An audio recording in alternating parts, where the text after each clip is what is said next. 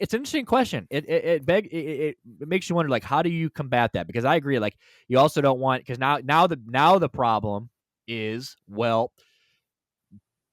if we're just paying people, bigger schools like Ohio State, these schools that have got an unlimited paycheck or wallet, they are going to buy up all the talent. Now, obviously, that is the problem now, is that the big guys are stepping on the little guys.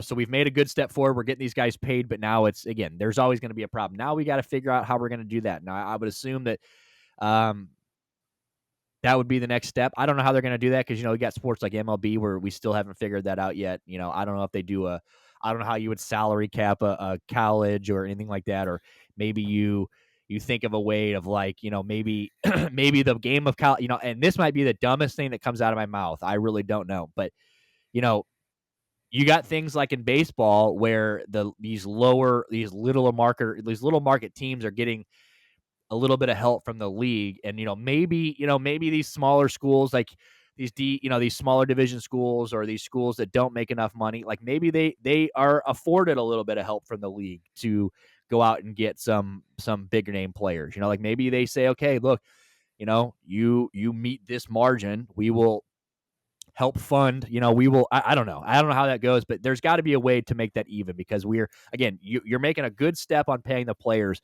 But again, now this ugly side of it rears its head. And you're like, okay, well, how the fuck do we combat this? So the Dodgers and Yankees are Ohio State and Alabama.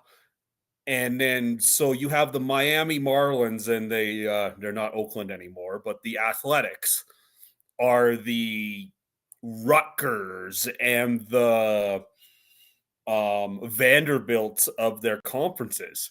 So like you have to